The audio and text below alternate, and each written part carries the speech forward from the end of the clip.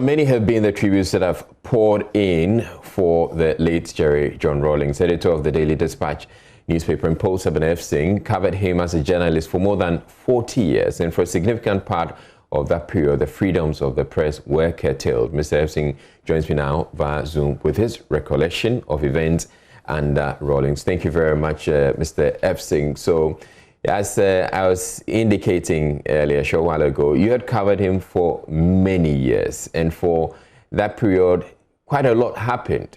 And I want you to look at his legacy. First of all, as a journalist, for some of us, we knew him as the newsmaker, because each time he spoke, he gave us a lot of news. What was it like during your time? Good evening, viewers, and good evening, Israel. I think that I started writing for foreign magazines when I was 17 in our school, the best school, Accra. And by the time Liman came, I was about 22, and when Rawlings handed over to Liman, at some point in time, we observed that he was being given open surveillance. So I did articles in the foreign media about harassment of Rawlings, and I had said in the articles that if the Liman government thought that he was being a security risk, they should charge him. So we became friends.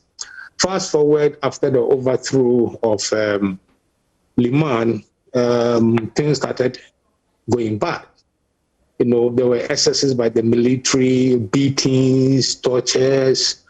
I started taking him on, and at one stage he called me and said, "Look, my friend, you can't stand in the middle of the road, a car will knock you." Meaning I had to take a kind of a blind eye. We disagreed. And during the PNDC, there was a PNDC Law 3, which gave the head of state the power to detain you as long as he wished. We could back up, we see Prade spent about a year plus in prisons. I had my share. I had 5 months in solitary confinement. We came out, and I continued to work there for the BBC and West Africa magazine. But I must say that Rawlings came to power on the back of socialism, not ever negotiating with the Bretton Woods institutions, that is the World Bank and IMF, but people like Wesibuchi, their Hoys, they made him know that, look, with the coup that removed Liman, Nigeria had blocked oil supplies. People were queuing 3 days for 2-3 gallons of fuel. Pregnant women were standing at trucks to Kumasi and so on. So he went to the IMF. Along the line, there was clampdown on the media, but we all breathed through it. He got to a state that I think he felt the pressure that people were kind of tired of the military rule. So he asked the late Justice Annan, a member of the PNDC, then to collect and find out views. And the report was that majority of Ghanaians wanted a return to constitutional rule. Even the composition of the assembly to craft the laws gave you an idea of Rawlings' view that common sense is not only in the educated. There were hairdressers, tailors, seamstresses. The constitution was promulgated. A government set a timetable that was a return to civilian rule. And his party, he formed a party, the NDC, and he won 2 4-year terms. Now, the 2000 elections, his party lost. He had to hand over to the opposition party led by President Kufuor. I must say, from hindsight, he had majority in parliament. He could have found a way to make maybe instead of 2 term, 3 term. Just last month, we've had Ouattara extending his 2 term to 3 term. He went through it, was a bit uncomfortable from 10 years of military rule to now constitutional rule.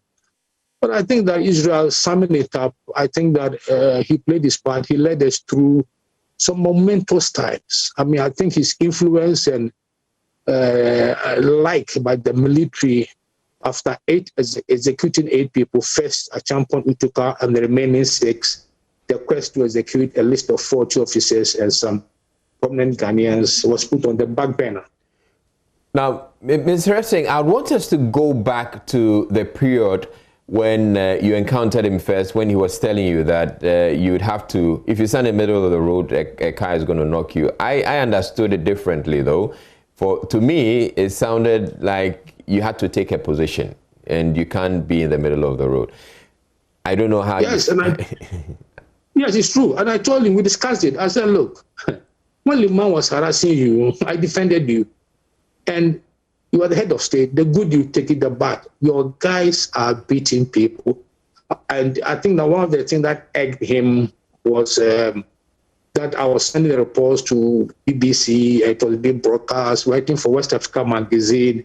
People were reading it. And I said, look, that is what it is, you know. And, no, I mean, after that, we became good friends once. I and him attended a common friend's cousin's funeral, but I had to leave soon after the service. And the friend called me that, Ben, I've seen Jerry with the cook and opener in hand, was asking of you to come and serve you. It was no hard feelings, but everybody was kind of doing his job. He felt that taking a risk, taking on Liman on his behalf, and he didn't expect me to be publishing those excesses by the military, but I explained and I insisted that if it was good, you take the credit. One is debit, you have to deal with it. Now, Mr. Ephson, again, during that era, we didn't have the kind of media freedoms that we're enjoying now. And so I find that relationship you had with him quite interesting. How were you able to balance that?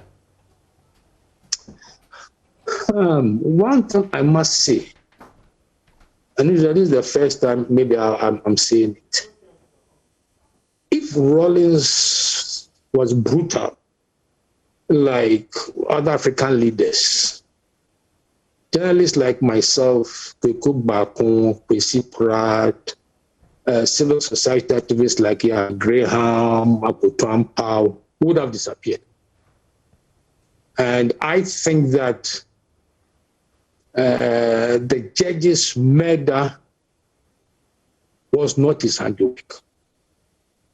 It was something that went wrong. I believe that, and I'm saying it because you're an old cracker boy, I believe that the original plan was to threaten them, warn them, because they had been reversing the judgments of the AFRC courts.